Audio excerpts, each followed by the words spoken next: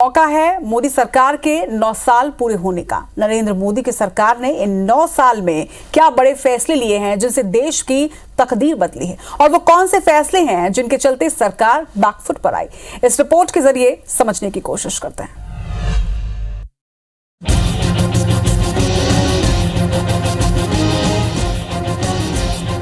मेरा वचन है भारत मां को, तेरा शीश झुकने नहीं दूंगा। सौगंध मुझे इस मिट्टी की, मैं देश नहीं मिटने दूंगा। मोदी सरकार के 9 साल पूरे हो गए। इन 9 साल में मोदी सरकार ने कई अहम फैसले लिए जिसने देश के भविष्य को नए रूप में गढ़ा, तो कई ऐसे फैसले भी रहे जिन पर विपक्ष के सवाल ने सरकार की नीतियों को कटघरे में खड़ा किया। चलिए सिलसिलेवार तरीके से मोदी सरकार के 9 साल के कामकाज पर नजर डालते हैं। जनधन योजना। नरेंद्र मोदी ने केंद्र की सत्ता पर काबिज होने के बाद एक बड़ा फैसला लिया जिसके तहत देश के हर परिवार को बैंकिंग सिस्टम से जोड़ने की कवायद शुरू की गई। 2022 में जहां इसके तहत 45 करोड़ से भी अधिक बैंक खाते खोले गए थे, तो अब तक ये आंकड़ा बढ़कर 48.99 करोड़ पहुंच गया है। उज्ज्वला योजना। गरीबी रेखा के नीचे जीवन यापन करने वाले परिवारों को चूल्हे के धुएं से निजात दिलाने के उद्देश्य से केंद्र ने इस योजना की शुरुआत 1 मई 2016 को की थी। इसके तहत जरूरतमंद परिवारों के लिए घरेलू रसोई गैस यानी कि LPG कनेक्शन मुफ्त में मुहैया कराया गया।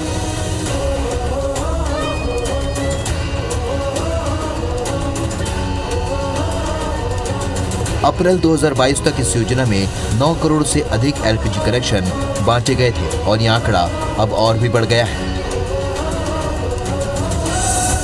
कश्मीर से धारा 370 का उन्मूलन। 5 अगस्त 2019 को मोदी सरकार ने कश्मीर से धारा 370 हटाने का ऐलान किया। धारा 370 हटाने से पहले जम्मू कश्मीर राज्य को विशेष अधिकार मिले थे। जम्मू कश्मीर का अलग झंडा और अलग संविधान चलता था। रक्षा, विदेश और संचार के विषय छोड़कर सभी कानून बनाने के लिए राज्य की अनुमति जरूरी थी। जम्मू कश्मीर के नागरिकों के पास दोहरी नागरिकता होती थी। इन सब चीजों को खत्म करने के लिए धारा 370 को हटाया गया। Surgical strike. 26 फरवरी 2019 को भारतीय वायुसेना के मिराज 2000 विमानों ने रात के अंधेरे में LOC पार करके पाकिस्तान के पूर्वोत्तर इलाके खैबर पख्तूनख्वा में जैश ए मोहम्मद की ट्रेनिंग कैंप को ध्वस्त कर दिया और 14 फरवरी 2019 को जम्मू कश्मीर के पुलवामा में 40 जवानों की शहादत का बदला ले लिया। वो फैसले जिनसे मोदी सरकार की किरकिरी हुई। कृषि कानून। 3 कृषि कानून को लेकर सरकार की काफी किरकिरी हुई। 17 सितंबर 2020 को इस कानून को संसद से मंजूरी मिली थी, लेकिन किसानों के विरोध के बाद 29 नवंबर को लोकसभा में इस कानून को वापस लेने का प्रस्ताव रखा गया और ये कानून रद्द हो गया। इस विवाद को लेकर किसानों ने दिल्ली के सिंधु बॉर्डर पर धरना प्रदर्शन किया था। भूमि अधिग्रहण बिल। साल 2014 में सरकार बनने के बाद पहली बार मोदी सरकार को भूमि अधिग्रहण बिल को लेकर झुकना पड़ा था। इसमें कांग्रेस और विपक्षी दलों के विरोध के बाद सरकार को यह अध्यादेश वापस लेना पड़ा था। नोटबंदी। 8 नवंबर 2016 में सरकार ने 500 और 1000 रुपए के पुराने नोटों को बैन कर दिया। कानूनी तौर पर खत्म हो जाए। इस फैसले पर भी विपक्ष ने गंभीर सवाल उठाए। कई अर्थशास्त्रियों का कहना था कि इससे देश की अर्थव्यवस्था को गंभीर झटका लगा है।